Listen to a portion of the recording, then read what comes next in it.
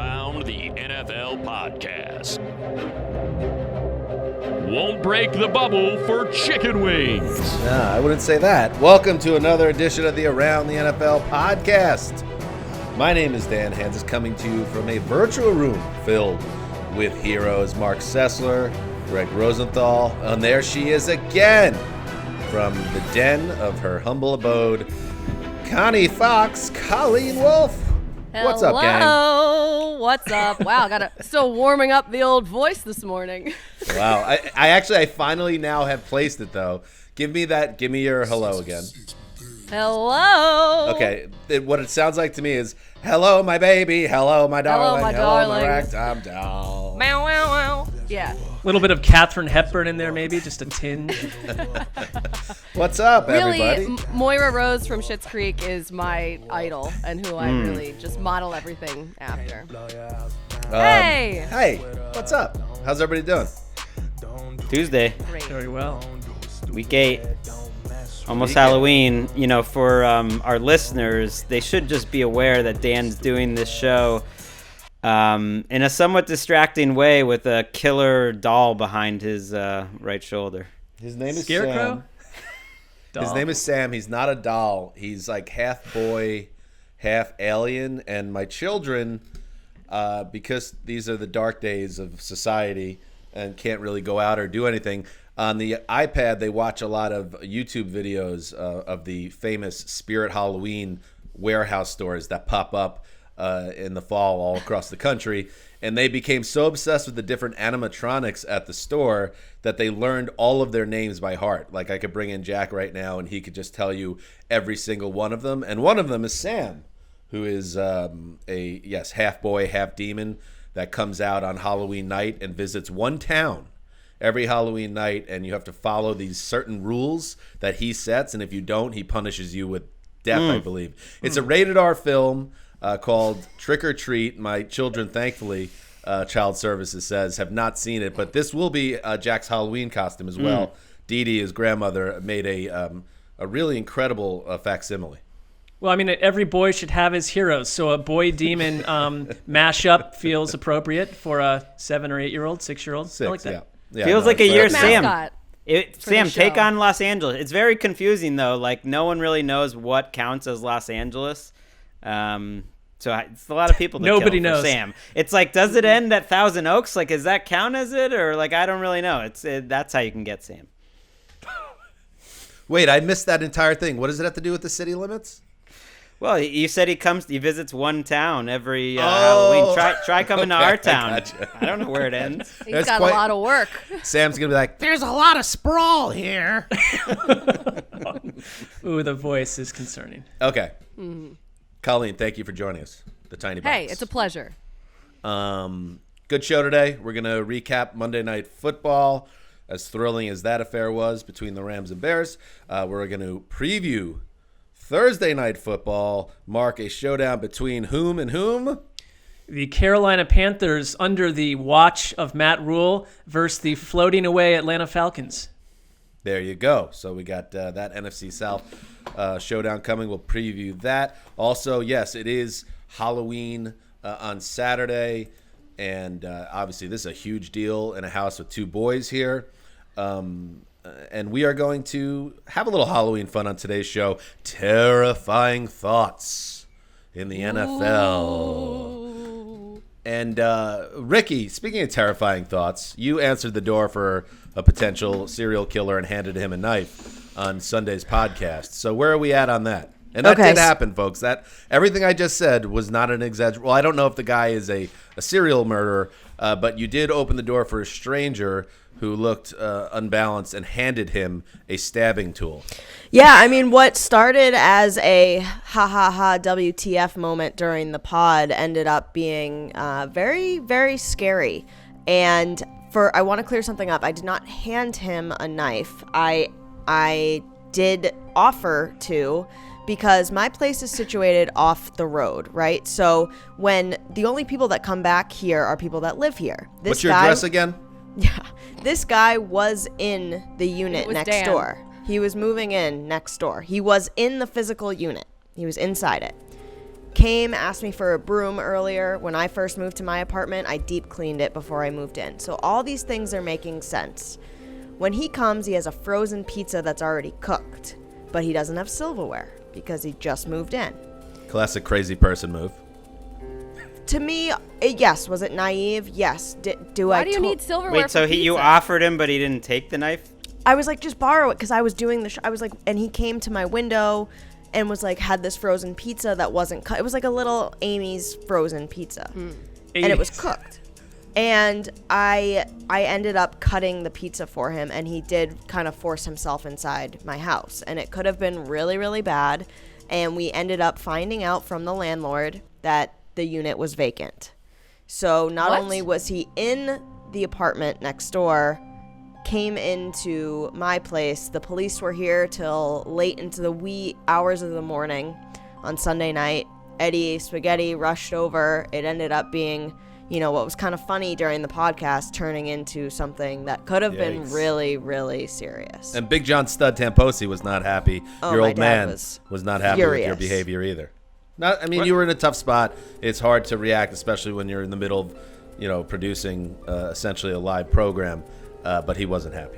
No. Well, at least we know he's vegan, so he's keeping himself healthy. Those are vegan pizzas, and nice guy.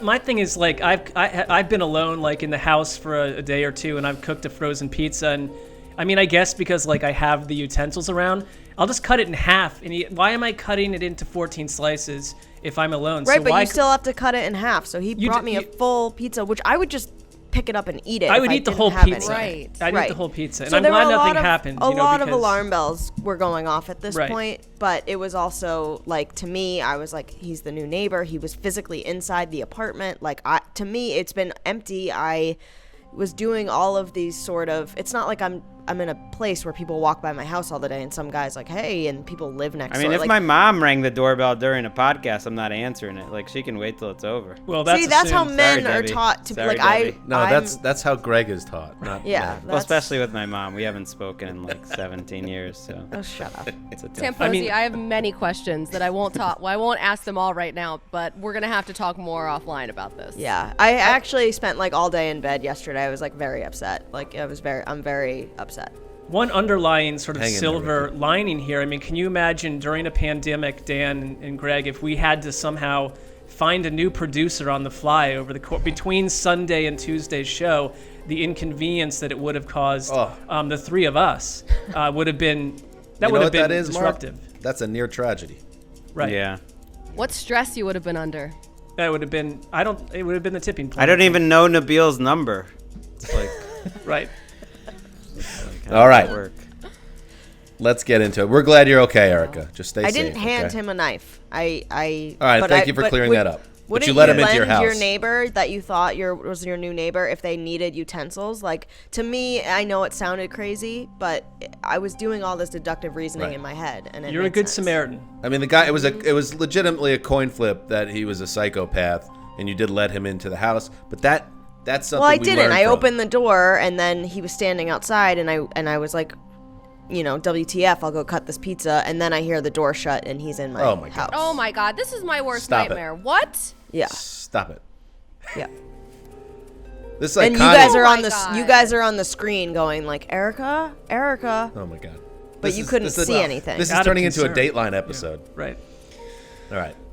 Let's purge our minds of that horrific situation. I'm glad it all worked out. That.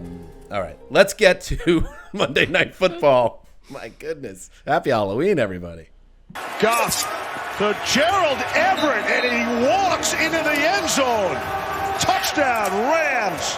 Pushing all the right buttons tonight is Sean McVay. Ricky is still alive. We're very lucky that's the case. She shouldn't have opened the door. LA Rams 24, Chicago Bears 10. The Rams use a defense that would not let Nick Foles get going to keep the Bears out of the end zone on offense. Their only score, Chicago, came on a defensive fumble recovery, and even that somehow was boring. The Bears are the worst, or at least the most boring 5-2 team I can remember. The Rams also now 5-2. Colleen, what were your takeaways from this affair? Well, watching it, I just feel like the identity of this Rams team is now the defense completely. Like Jalen Ramsey was so aggressive. He had that pick. He was so physical. You had Aaron Donald. They were able to just get home so quick to Nick Foles. They sacked him 4 times, twice by Leonard Fournette, which was the actual sneaky revenge game angle that everybody was talking about. Oh, Nick Foles revenge game. Leonard Floyd, yeah. Leonard Floyd, that was the revenge game, and he exacted some there. Twice he sacked Nick Foles in the game. But the Bears offense, it was just so ugly to watch this game, so many stretches. I mean, they really couldn't move the ball. They had fewer than 300 total yards in the whole game, and it just felt like against this Rams defense, they really got exposed for what they are. Like Chicago's defense, it's good, but it's not dominant enough to carry this Bears team throughout an entire game anymore. They did a good job, but they're doing it with zero help, and that's just not sustainable. I've been saying this all year. You can't win the way the Bears are trying to win in 2020. They don't want to try to win this way because there's no defense that's that dominant. Even the best defenses, I would put the Bears in the top 4 or 5. They can give up 30 any week. Like everyone loves it. The Steelers defense is great. You can give up 27 to Carson Wentz and a bunch of ham and eggers. You can give up, the Bucks can give up a lot of points in any given week. You got to have an offense is the point. And Matt Nagy is in a tough spot because he doesn't have a quarterback and he doesn't have an offensive line. I think that's been lost a little bit this year. Their line, which they've basically kept together for 3 or 4 years, and it's always been okay. It improved, I would say, over the last couple of years. It's been terrible this year. They have no running games. David Montgomery has no juice whatsoever. He never makes a guy miss, never breaks a tackle. And so you have Foles back there telling Brian Greasy that he knows when the play is called in, like if it's a 7-step drop to go, throw to Allen Robinson, like he's not going to have time to throw it. And I think people way overreacted to what this quote meant. It was just obvious. Like, I don't think it was even like a bad thing in terms of Matt Nagy's coaching. It's just like, well, watch them play. Of course he knows he doesn't have time on a 5 or 7-step drop. It literally happens every play. And it doesn't mean you stop calling those plays because you just have to if you watch those games. They just don't have any solutions. I mean, it's not great coaching. I mean, no.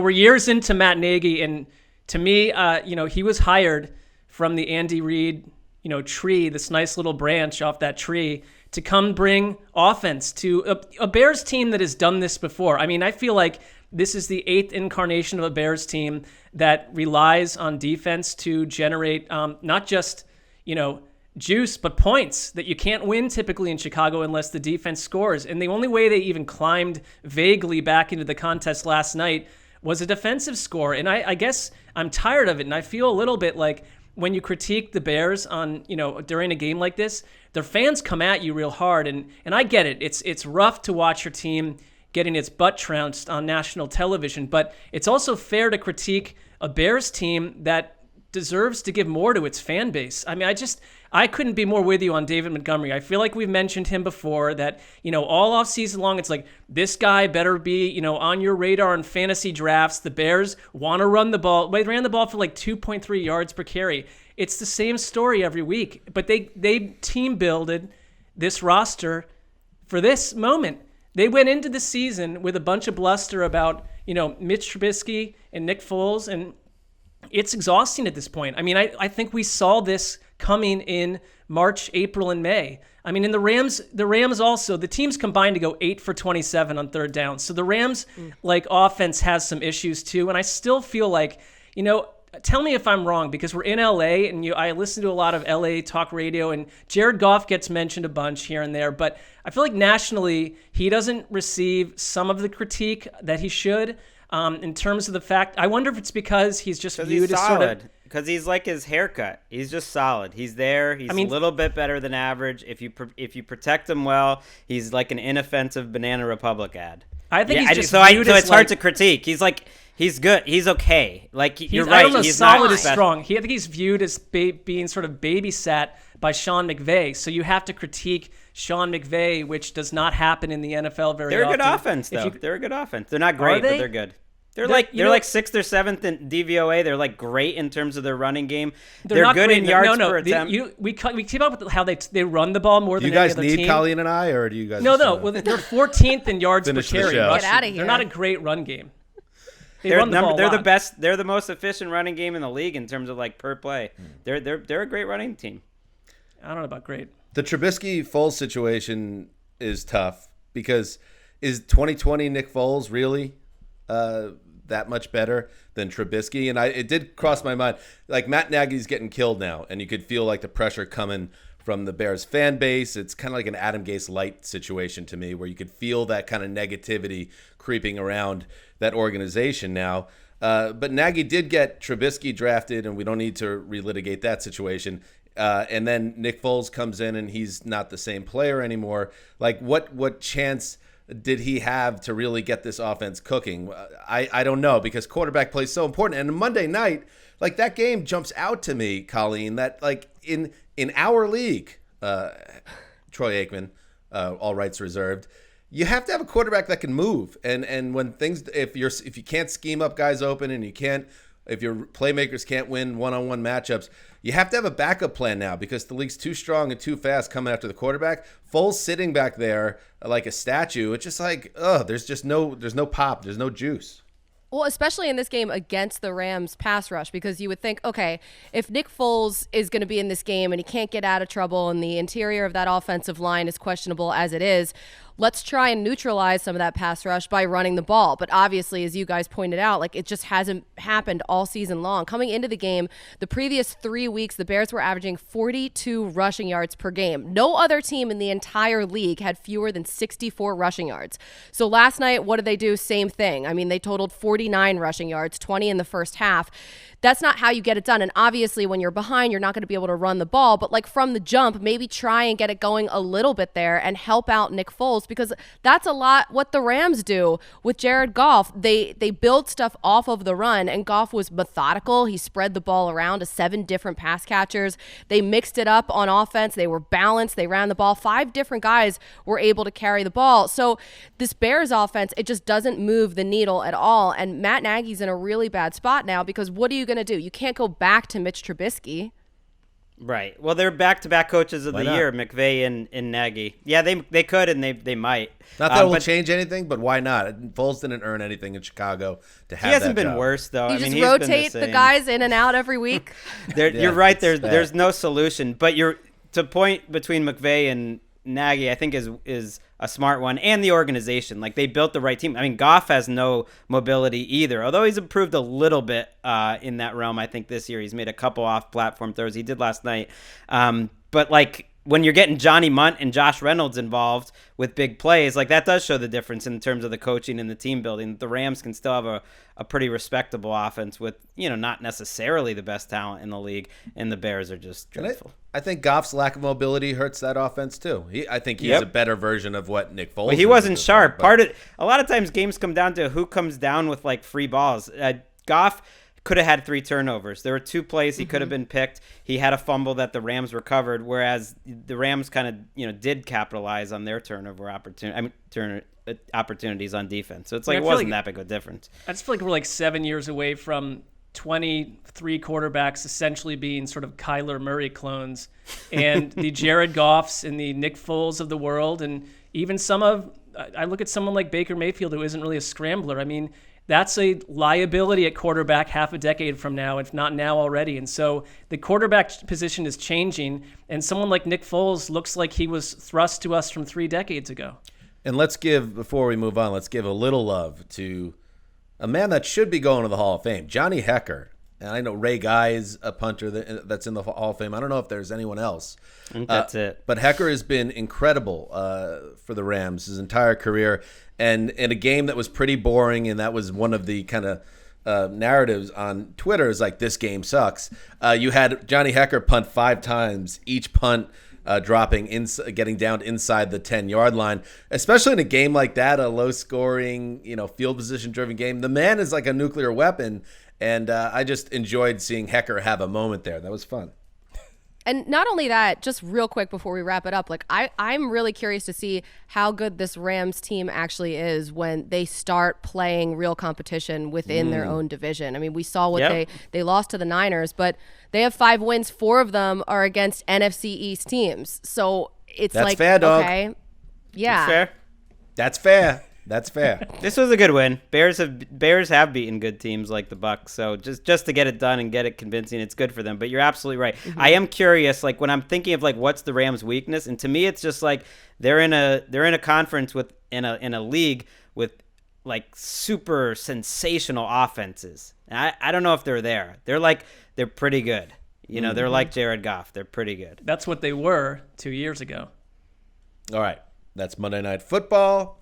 Before we get to terrifying thoughts, Marc mentioned his Browns and Baker Mayfield. Mayfield will not have Odell Beckham for the rest of the year. We talked about it on Sunday's show. Beckham was injured. Mayfield threw an interception on the Cleveland's first drive of the game in Sunday's win against Cincinnati. During the rundown of that interception run back, Odell gets his knee banged up. It turns out, of course, to be a torn ACL. So hopefully he's back healthy and ready for 2021. Do you buy into it, Sessler? I think you tweeted something along these lines on Twitter. Do you buy into the idea? And obviously it stinks for Beckham, who when he's right is an electrifying talent, but that he never really made Baker better. And can you connect dots between Beckham going out on Sunday, for instance, and then Mayfield going off? Well, I mean, it's a small sample size. I mean, I retweeted someone who just put the basic numbers of what Baker produced without Odell Beckham from when he came into the league till now and with, and there were some stark differences. I mean, I never would say that taking a all-pro level wide receiver off your roster will make any team better, but this is just conjecture, but I just kind of feel like the Baker-Odell thing was engined off a lot of forced throws last season, and this year was they did a better job with it. They got Odell Beckham involved in a different way, but I can't remember 2 or 3 games in a row, I mean really even 2, where you said that Baker and Odell Beckham were on the same page. Baker has looked much better with guys like Rashard Higgins, who had 100 yards in the last game, guys like Brashard Perriman in 2018, and I don't know what that means. I think that the one little other thing that jumps out to me with Baker Mayfield, I think he needs to be, and whether or not you agree that he is this, I just think he needs to kind of be the alpha male, the alpha dog in the room. And when you bring in Odell Beckham, I mean, you're adding great talent, but I think it kind of changed the dynamic of what Baker's role was. I think he was sort of clearly catering to Odell Beckham a year ago and feeling the pressure around that. I don't know. I mean, football's strange. Maybe sometimes you remove someone from the mix and the chemistry is altered and more players get involved. They had a lot more players involved last game, and they needed to, and they're going to keep needing to, but I don't think removing it makes you a better team. Right. I think 2 things can be true, that they're worse without Odell Beckham, and that the Baker Mayfield Odell Beckham thing has been a disappointment. Not, it's unfortunate he got injured, but Odell was on pace for under 1,000 yards this year before the injury. It just wasn't an efficient connection. And I know Odell was playing through an injury, but he played all last year, and there were so many drop passes and bad interceptions that the interception that Odell got hurt on was a throw to Odell. So I don't know what the answer for that is, but it wasn't an efficient connection. I don't think it makes them better, but like Baker to Odell wasn't working. I'm curious if Baker to everyone else can work better when they're not playing the Bengals. Like that's a bigger question. Sure. Yeah. Any other thoughts on that, Connie? It's just like such a bummer with all of the injuries we've seen all season long to so many of the big names, and this is just another one added to the long growing list, which sucks. It feels like everyone, especially, I mean, this isn't the case, but it just feels that way, like the elite guys. Someone, you're going to pop an ACL at some point, and Beckham, one of his issues, really since his Giants heyday, has been staying healthy. He's always been hurt. And it's unfortunate now that he gets hit by the ACL monster. I think he turns 28 next month. So he's got a long rehab ahead of him. Don't you think back to I think to 2016 with Wes on our podcast, where we wish Wes was on the show today, but just talking about that Odell as an all-time great. Talking about that year, by the way, of Johnny Hecker as an all-time great too. That 2016 season was Hecker's MVP year, and now it's just through bad luck and then the trade and everything. I remember his career has totally changed. When we did sandwich props ahead of the 2019 season, coming off the summer of Browns hype, Wes had predicted that Beckham was going to set the touchdown record. So that's kind of where things were in terms of hype.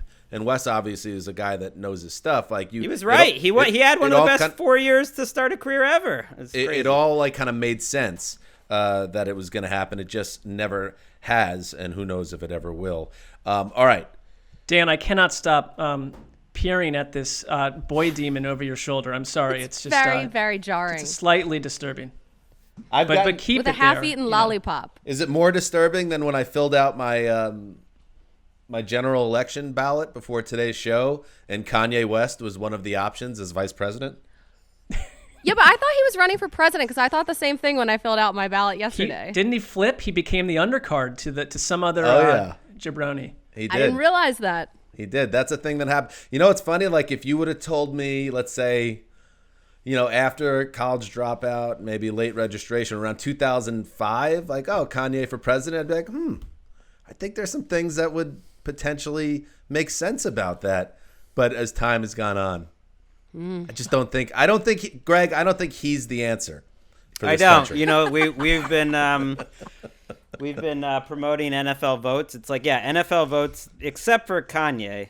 But yeah, check out lavote.net if you're nearby. There's this website that shows you how long the wait is at all the early voting centers. I'm going today. I'm excited for that. And they're all under 15 minutes, at least today they are. I was in and out yesterday, which that should be the case for everybody everywhere. But the one thing that I really felt like was a bad omen was as we left the voting center. A bad omen. There was just a brush fire that had started out of nowhere and was starting to rage on the side of the road, and no fire trucks were there yet or anything. So don't like that that symbolism. Was something that was scary. Yeah, don't love that symbolism. All right, let's get into it. Yes, the NFL. We're almost halfway through the regular season now, and I always like.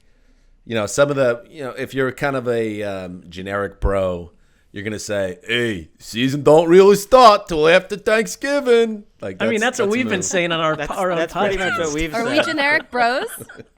Hey, the season don't even watch till the turkey's served. That's very normal commentary. It's Francesa. It is something Francesa would say from his godfather. Bill Parcells started it. Right. But I think what Francesa and whomever else, that was more that's when you really start to see who are the true elite teams and all the separation happens.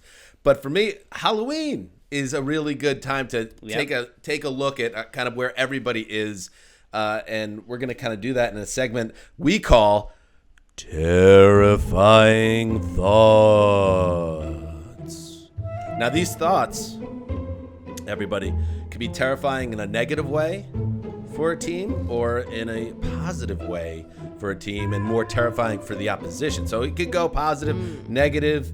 Let's get going here with Gregg Rosenthal. All right. I'm going to go positive, at least in terms of the Green Bay Packers. And think if you're an NFC contender and you find out over the next week that the Green Bay Packers have added Stefan Gilmore to the mix. Albert Breer reporting that the Patriots have been listening to offers for Stefan Gilmore, and you think about this Green Bay Packers team with Jair Alexander, maybe the best shutdown corner on one side.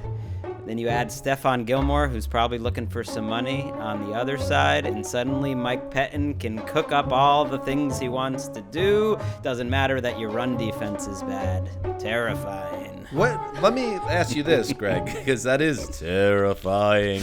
It's terrifying to think that the Patriots are just giving up and starting over, because why would you Stefan Gilmore, I know he hasn't been quite as good this year, but this is the reigning Defensive Player of the Year. He's still, I believe, 28 or so. This seems like a guy that should be around in the building, but they are potentially ready to just tear it down. Well, I think you got to look at where do these reports come from. And I think Stefan Gilmore wants to get paid more. He's actually 30, Dan, and he's not going to be a free agent for another 2 years, I think. This year and then in the next season. And he's relatively underpaid. Is he going to ever get that big payday again? Who is floating this out there? The Patriots seem unlikely to just give him a monster deal. They did just give him out of the kindness of their heart, for Belichick, $5 extra million this year, kind of the Gronk deal of like, hey, we know you're wildly underpaid. We'll give you a little bump. But he might know he's not getting that big extension with the Patriots. And that makes sense. I love the idea of this swap because, if Mike Pettine's defense, which seems to have issues wherever it occurs, when it thrives, though, you think back to Cromartie and Revis Island together. Now, that was Rex and Pettine together, and they can argue about who did what. But that's a Mike Pettine defense, is two shutdown type corners. And, Richard Seymour, you look at guys in New England that have been shipped out when people still found them extremely effective. That's the Belichick move. Sometimes they trade them during a Super Bowl Sure. season. It's happened. They're good players. So I wouldn't put anything past them. Is it at the same level as a Gilmore, though? This is a first-team All-Pro type. Like a Chandler Jones, that was before a Super Bowl year. I think Seymour got them 2 first, didn't he? From the Raiders? That's still good, sell high. Right. It is wild that we're sitting in this position where the Patriots are talking about trading one of their best defensive players. That's just so 2020 of the league. Mm-hmm. True that. Colleen, you're up. Oh, okay, great. So, I may have taken this in a wrong direction. This always happens. I just did general terrifying thoughts. Oh my God! So I think that works. I'm just trying to do a little trade topic. Greg, before we decide whether it works, let's hear what Colleen says first.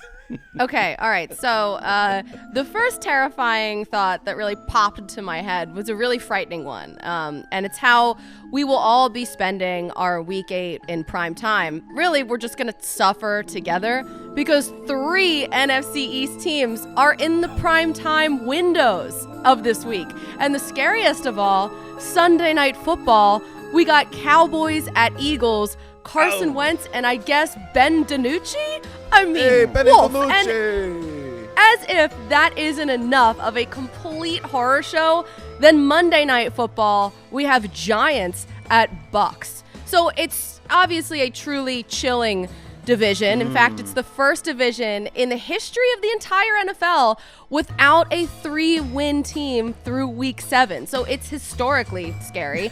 And I think most blood-curdling of all is we're sentenced to watch one of these teams continue in the postseason. So we're going to have to lean on each other through this, really terrifyingly scary time and just stay strong because everything is very sinister. Well, you nailed the seg, Connie. I think so, too. Great.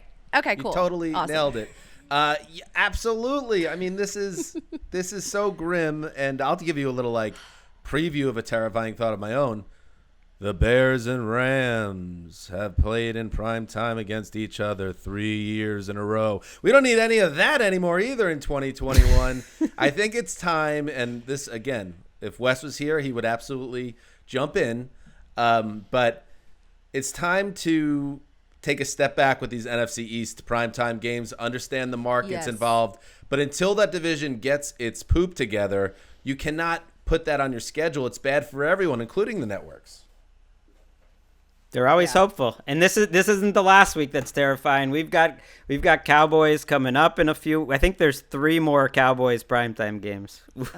I have Cowboys, Washington, and Giants 28, 29, and 30 in the power rankings. If the Cowboys beat the Eagles, I'm going to get to put them in a 4-pack cocoon of sadness right just north of Jetsland. That's where we're at. This is historic. It's really bad. It's really, really bad for us to have to listen, primetime should be the most exciting game of the week. I even felt like this past week, there were so many amazing finishes. Wow, there goes my microphone. Nice Got catch. it. Look at those cat-like reflexes. There were so many amazing finishes in the early window, and then we got to the afternoon and it was kind of like, oh, all right, well, thankfully we had the night game with Seahawks and Cardinals, but it just feels like every week they should just flex things out every week and have the game of the week in prime time. We're seeing, unfortunately, because of coronavirus, that the NFL can sustain itself with flexibility in the scheduling. Maybe it's time to start protecting prime time a little bit more. I don't know. All right, I'm going to piggyback Connie off NFC East because I want to talk the Cowboys specifically. Here we go. Just doing that. Terrifying thoughts. The Cowboys are now 2-5. Andy Dalton is a mess. Benny Bonucci. Sounds like my neighbor back in Bay Ridge, Brooklyn. Everson Griffin is on the block, Rap Sheet reported. Have you ever seen a more obvious signal sending up the old bat trade signal to the Seattle Seahawks after their Golston on Sunday night? Please take our aging veteran pass rusher. You need him more than we do. Dak coming off a gruesome lower leg injury and will still command Mahomesian money on his next deal. Dallas obviously needs to kind of fix this roster and get some more flexibility. Yeah, here's a terrifying thought. The Cowboys might be tanking for Trevor. Think about it. Think about it now. Now, 2 wins is already putting you in a tough spot. I could put this flashlight down now. So you almost have to come close to losing out to have any shot of it. But you wonder if things ever played out where they were either at number 1 overall or close enough to maybe make a Godfather offer to get there. If Jera would say, do I want to give $400 million to Dak Prescott and try to fix a broken roster, or will I take a uber rookie Trevor Lawrence, get the flexibility of that rookie contract, and take a swing at it from a different angle? I mean, the fact that I even can pitch this as a possibility tells you how off the rails things have gone in Dallas. It is scary. Why I don't think it will be easy to pull it off is that they still have plenty of games against the NFC East, and they're bound to. And I don't trust them. I don't trust them to win games. Did you see them in their last game against the NFC East? I did, but I don't. But here's the thing: this coaching staff, if even if you got everyone on board and said, "Look, you're all safe going into next year," I need you to find a way to lose like every one of these games. They don't need to try to lose. They're great at it. No one is better at getting blown out than the Cowboys right now. If you tell Mike McCarthy and Mike Nolan, now your job is to lose these games, they will find a way to not get that job done and win 3 by mistake. That sounds like a movie. Let's take that to Hollywood. Right. The Tabasco in the eye for Mike Nolan was really the icing on the cake. Yeah. Oh, yeah. Oh, my God. I love that idea, Mark. What if the coaching staff was so bad that the ownership went in and did the Costanza move where it's like do everything opposite, and then that team went on a Super Bowl run? That's kind of a fun idea for a movie. And there might be, it might not just be Trevor Lawrence. Maybe it's Justin Fields. Who knows? There's other QB prospects. It's pretty early. You're right. If the Cowboys are even in the top 5 area, that gets pretty interesting because Scary. As bad as the NFC East is, I think the Cowboys, even if Dalton comes back, are the worst by far. Because those offensive linemen aren't coming back, and their defense is showing absolutely no signs that they'll ever get better. Like, they could lose all those games. I'd be curious what a Cowboys fan would think about that if you were presented with that option. Maybe it'd be good for Dak. Dak deserves to get out of this franchise. He'll maybe land somewhere else. Sell, it might not be the worst thing. Yeah. All right. Mark, you're up. All right. This is a vision that I received, and I find it something terrifying to ponder. It starts off sweet, and it's Patriots-based. It starts off sweet with New England falling to Buffalo 30-16, okay, on Sunday, one day after Halloween. But then the Pats come out in Week 9 running a scheme that employs multiple centers in a dizzy rotation of backs and tight ends who receive the direct snap, Wildcat style, out of an old Air Force flexbone formation that Belichick has been studying. No quarterback is used. But Cam Newton has a major role. He is given the same giant shoulder pads worn by touchdown Tommy Vardell with the Browns in 1992, an artifact that Bill Belichick has kept in a vault below Gillette Stadium. Here's where it gets weird. Cam becomes a rumbling nightmare who averages 105 yards a game, while Sony Michel, James White, Ryan Izzo helped the Pats to become an offense that passes for 65 yards a tilt, but run for 406 yards per game down the stretch.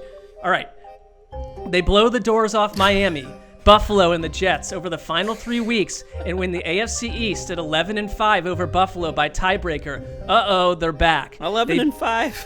They beat the Browns 51-7 in their first playoff tilt before knocking off the Ravens 12-9 and then beguiling the Steelers 20-0 in a contest that sees Cam, Izzo, and the Patriots hold the ball for 48 minutes. You don't need Stefan Gilmore. Then in Super Bowl 55, they surprise talking head chucklers by having Jarrett Stidham out of nowhere throw the ball 20 straight times to open the game. He goes 19 of 20 with one drop by our pal Izzo to build a 14-0 lead over the Green Bay Packers. Belichick and McDaniels then come out of the third quarter and hand the ball off to Izzo 14 straight times. He never gets more than 4 yards, but never less than 3. And by going for it on fourth down every time, they carve up Mike Pettine's little defense as little boy with a beard freaks out on the sideline. That drive eats up 14 minutes of the third quarter. Then New England answers a Teddy Bridgewater touchdown toss to DJ Moore by having Julian Edelman go 8 for 8 passing out of the run and shoot out of nowhere in the final quarter with a touchdown strike to center David Andrews for the 28-7 Super Bowl win. All our worst fears are realized. What a detailed vision. My favorite part of that was that Izzo would never run for more than 4 yards, run for less than 3. That's just funny to me. The first thing I learned in Pop Warner, we had this coach, and he was a great coach, but he would go, I think, to the old Kiwanis Club after work and put a few down before coming to coach the boys up. And he told us this before every game: look, all I need to do is get 3 yards on every play. And I was like, well, we'd think but that gets us to 4th and 1. He's like, if you can get me 3 yards on every single play, we will go for it on fourth down every time, and we will maul every team we play. Now, that did not unfold that way, I can promise you, but that was his theory. Fourth down is our down. When you drive home after a couple drinks, just stay below the speed limit and never make any illegal turns. That was his other advice to the kids. It was a small town. He knew his way home. Is that your worst fear, though, Mark? It sounded like you might enjoy that. He was into it. I feel like you've still got some 90s Browns root. Yeah, you kind of would love it. I mean, if you're putting Cam Newton in one of those, the shoulder pads that come up to the top of your helmet, I think that would be Mark's big thing, I feel like, as a fan is chaos. You like chaos in all forms, but that wasn't terrifying to me. That was sci-fi. That was fantasy, because the Patriots, there's no saving this team. That's how we feel now. You know what great coaching is going to do for this team, Gregg? And I had Belichick as my coach of the year pick because I thought he was going to be able to do it, but there's only so much one can do. I think he's going to coach this team up to 7-9. I think that's the ceiling here. Do you agree or disagree? Too many crazy things have happened in every season that we never see coming that I wouldn't say that's a ceiling, because you never know. But I have no optimism. All right, what's their record on January 1st? If I had to guess, I would probably go about 8-8, and even that feels optimistic. Very. Okay. I mean, they've been the worst team in the league the last 2 weeks, right there with the Jets.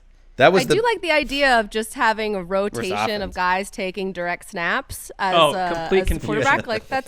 That is really innovative. With multiple centers, remember, so you don't even know where the ball's coming from. It's like he dips deep into old Air Force schemes that were used to nearly beat Michigan in 2012, that kind of stuff. How exciting. Marc, that was the best comedy sci-fi since Spaceballs. Yes, another Spaceballs reference on the podcast. I don't get your fascination with that. I've never even seen that film. So. What? One more. You love it, right, Connie? I know you're a Spaceballs fan. Let's go around the horn one more time, Connie. I'm just going to go, Connie. Here we go. All right, so where is it? Okay. Here. My internet is a mess. Gotcha. My computer is slow. Got it. Okay. Hey, here's a truly terrifying thought, though. Just imagine for a second being chased by DK Metcalf. Like, as somebody who only runs when being chased, this is a truly petrifying thought. Now, Budda Baker, not a slow dude, and DK Metcalf just full-on sprinted the entire length, basically, of the field and took him down to the point that it even caught the attention of USA Track and Field, who invited him to Olympic trials next year. So, he's scary talented. He's only in his second year. He should be feared by all. That's my terrifying thought. I love that. You know, I would say this is what a thing I would love to see. Because the funny thing is, it crossed my mind after Sunday night show when you went through the whole list of all the crazy stuff. Forgot that went DK. Down. We didn't talk about DK running down the pick six, the sure pick six, which was one of the great plays. If you gave me an athletic contest of DK Metcalf, let's say Myles Garrett, and then throw in Mahomes, because obviously he's not as imposing as those guys, but he has these supernatural hand-eye coordination gifts, and then just do a series of athletic events, I'd love to see like who would win. Because Metcalf's size, like combined with that speed, I mean, maybe throw Derrick Henry and get him in the competition too. I mean, it's just incredible to watch what he can do. He hit like 23 miles an hour on that tackle. Budda Baker ran a 4.45 and was running away from everyone else. That was the part of it that freaked me out. Is like he was running away from other receivers and other defensive backs, and then Metcalf just comes for him. But yeah, I regretted not mentioning that after. Connie, it was a big fumble. I've gotten some analytics people on Twitter a little bit annoyed because I've made light of the fact that don't tell me about the top speed thing, because everyone runs 21.7 miles per hour at their highest speed, the fastest guys. But no, DK's the guy that broke that by going 23. I think it's crazy. Fair, that critique. Budda Baker had a 10-yard head start, and somehow, some way, DK was able to like catch up with him and then just basically absorb him on the tackle. I think a big thing that helped him was, obviously Budda has the ultimate momentum. He steps in front of the ball and he's gone. But when they showed the replay, Metcalf was curling out of his route, kind of coming back toward the line of scrimmage. So he was kind of going in that direction as well. That gave him the start he needed, and then oh my God, that was fun. If you put Metcalf at the end zone and me 70 yards away at the 30 running toward the other end zone, I'm not sure that my chances are good in that situation. Isn't that the whole Eisen 40-yard dash thing at the Combine? I think they did that. It was something similar. And I think Metcalf with they put the little image of the haunting ghost player on top catching up to Eisen. Sure. All right, Gregg, give us another one. All right. I'm going to give you two really quick. The first one, just because I want to throw it out there, it's a trade I could see happening. The best deep ball thrower in the league, Russell Wilson, the most unstoppable vertical offense in the league, and you just give him a little Will Fuller on a contract year. Texans don't need him. Jack Easterby crawls out of his hole to make one last trade before they get rid of him. But my real scary thought is for Bengals fans. And you think about Geno Atkins not playing, Carlos Dunlap not playing, AJ Green, making $17 million in your last year of Bengals. And you know what you do? Absolutely nothing. Like the last 30 years in your entire franchise history. That's your nightmare. That's scary. That is. That's fair. That's what they'll do. That's what the Bengals do. That's fair. A chilling thought. By the way, Zach Taylor has 3 wins in 25 games. At some point, you need to win some games. I know they're making progress and they're competitive now, but at some point. That was my coach of the year pick. I mean, there's still time. All right, let's keep rolling here. Terrifying thought. Tom Brady kicked out. Ricky, where's my music? Uh-oh. Tom Brady kicked out the door in New England. Don't listen to Gregg or any of the other PR flacks attached to that team. They thought they'd be okay without him. Right now he's playing like a top 3 quarterback. Gronk, remember him? He wasn't kicked out the door in New England, but he stepped away. He was done with the Patriot way. And now he's continuing to improve. Antonio Brown hits the scene as pure Mr. Big Chest and becomes a killer part of that offense. A defense led by Devin White, knocking on the door of the superstar club. Anton Winfield Jr. rolling toward Defensive Rookie of the Year. The Bucs, all these things together could become the overwhelming favorite to win the Super Bowl. Played in Tampa in front of ghosts because there's a global pandemic that ruined the world. And that scary pirate ship. Where's the nightmare? It's a terrifying thought that this team, as great as it's playing right now, if Antonio Brown gets there and finds a role in the offense, and I think he just might, and with everything else the way it is, building and the Brady thing, really, I talked about on Sunday's show, that jumped out to me. I mean, how awesome he looks the last couple of weeks. Like, if you're going to get that guy with this defense, and now you bring in the most productive wide receiver, pound for pound in the history of the league, with, whether you like him or not, a lot to prove. Whoa. I think it's delightful. I mean, it's delightful for the NFL. Like Tom Brady at 43, after everything he's done, being supported by the best roster, I think, in the NFL and a great coach. I don't know. Like, sign me up. I'm rooting for him this year. I think one thing it helped with getting the 10th Super Bowl appearance to tie his buddy LeBron, but go for the 7th title. Yeah, I mean, all that is exciting, and if you are a Patriots hater and you've suffered through years, the idea that he left there and is thriving while Belichick is scrambling just to be halfway mediocre. I mean, all this stuff could not be playing out any better for Brady.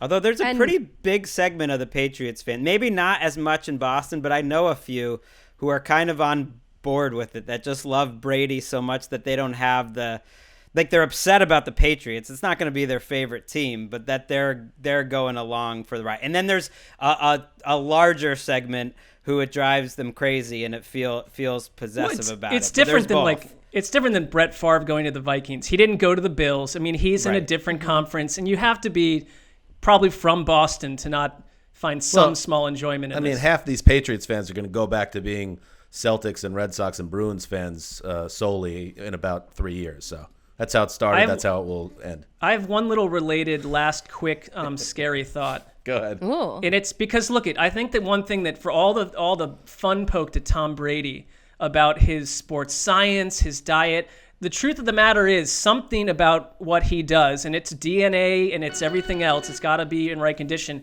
He is 43 and looking better than most quarterbacks 20 years younger that can't even make the throws he's making. So I think about the fact that if you're the little Raiders or the little Broncos out in your outpost thinking, hey, we're good with Derek Carr and we're good with Drew Lock, and you thought you came into the year thinking, we have to organize our franchise to take down Patrick Mahomes. Now, if Patrick Mahomes plays as long as Tom Brady, he'll be there till about 2038, which is a concerning thought if he's still as good as Tom Brady is at his age.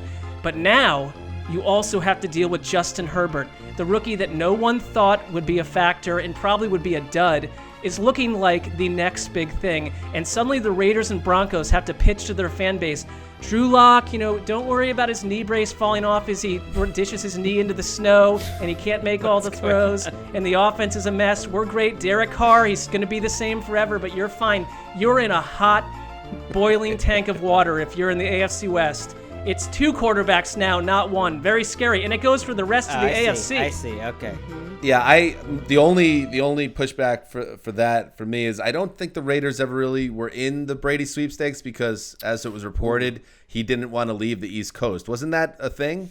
Well, I'm just saying that the Raiders, Carr or Tom Brady for 1 year or not, have to deal with Patrick Mahomes and Justin Herbert side of it, for the next 20 years. And it was just Mahomes. Now it's 2 quarterbacks in your division. Right. The Herbert Mark thing Davis, is crazy. I think, want him. Mark Davis wanted Tom Brady, and I did think about that while Mark Davis is watching the Raiders from home because he refuses to go to his new stadium, which is awesome and weird, but kind of awesome. But then watching Brady shred the quarterback that he not so subtly threw under the bus in March. All right. Good stuff. That was truly terrifying. Colleen, what are you being for Halloween this year? I just found out that they want us to dress up for TNF for a segment. So I am trying to come up with something very quickly on the fly. So I guess you'll have to wait and see. It'll be a big surprise for all of us, including myself, maybe. What a transition. Does anybody have any ideas for Connie? How about Tinkerbell? I feel like you would be a good Tinkerbell. What? Yeah.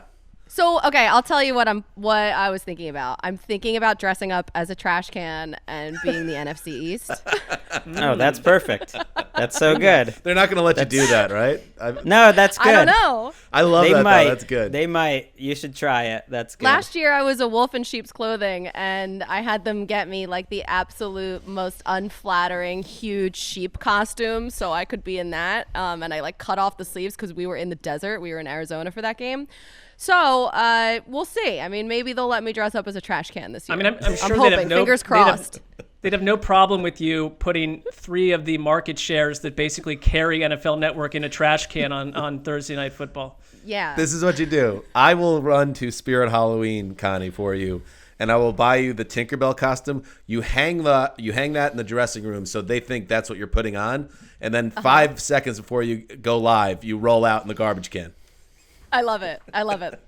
All right. You guys have to tune in, see what happens, and see what I'm dressed as. There you go. And that is the transition to Thursday Night Football. The Atlanta Falcons at the Carolina Panthers.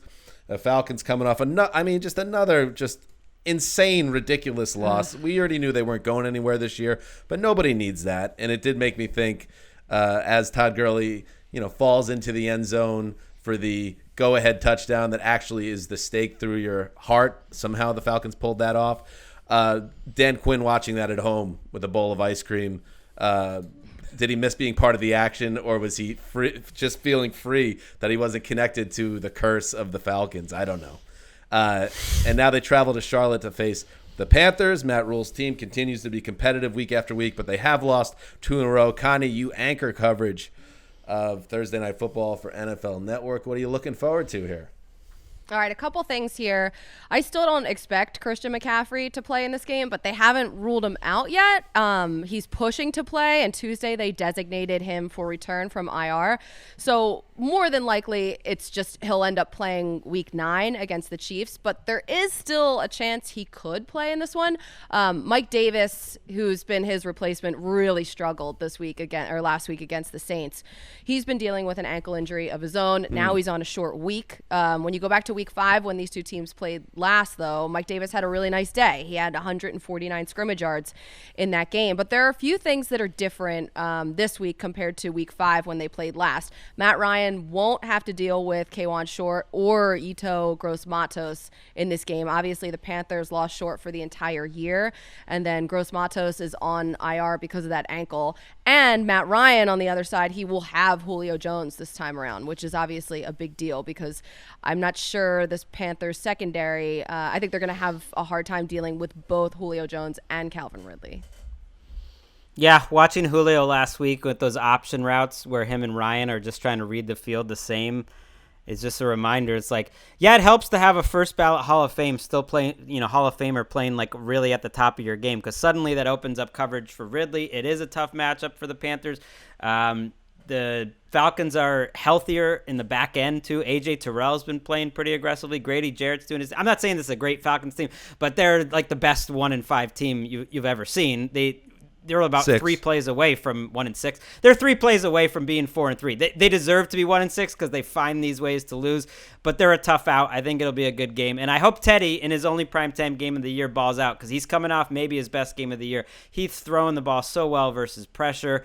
He really reminds me of a young Breeze. He really does. I mean, not as good as Breeze, but Drew Brees doesn't take that sack leading to the 65-yard field goal attempt. That was a tough one. It was interior pressure that came on a little quicker than he expected. You're right. No, you're right. You're right. Rule actually got, not even me. Rule got on him yesterday, basically saying he did have the opportunity. It was obviously water under the bridge, but he played a great game overall. I agree with you. Well, pocket presence is there.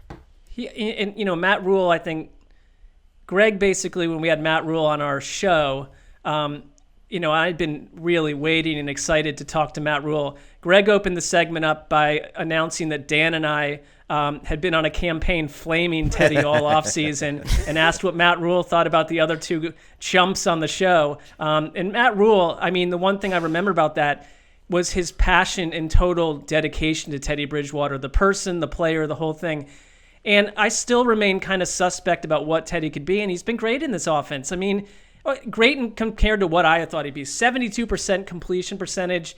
I mean, the one thing I feel about the Panthers, and we've already been through this, what the expectations were for where they are, but their good players are playing well. Like Robbie Anderson has used really well. DJ Moore has used really well.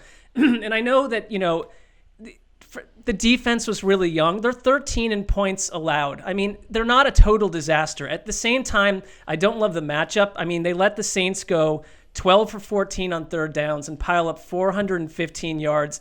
And the Falcons, I mean, their strength is still that they can move the ball. And so I think like it's going to look to me like a lot of other Falcons and Panthers games, which is close in the fourth quarter. The Panthers don't get blown out. They just don't do that. And for that reason, I kind of like the game. I'd almost want to go lock up the Panthers here, but that doesn't really jive with our we took Thursday show. You can. Nah, I got other ideas because it's also one of those games. It's NFC South between two wacky teams. I don't need that drama that night. And I will say this because obviously there is still, even in the midst of a 2-game skid, an ongoing love affair with the Panthers on this pod, and that's good. I'm not a part of it, but I respect your guys' admiration for this team. Better win a ball game on Thursday night. You better, because guess what? After that, you're at Kansas City, home against Bucks, and that happy story about them being a playoff team. I mean, they're not going to the playoffs whether they win this game or not. You could be staring at 3-7 if you don't find a way to win this game, is what I'm saying. Colleen, now, you, of course, in one of your roles as the anchor of the NFL Network coverage on Thursday Night Football, is you get to interview really anyone you want, basically, as I understand. Does anybody ever turn down the opportunity to be the interview focus on NFL Network? Do they have that opportunity, or how does that work? It has happened. Who's turned you down? Let's name names.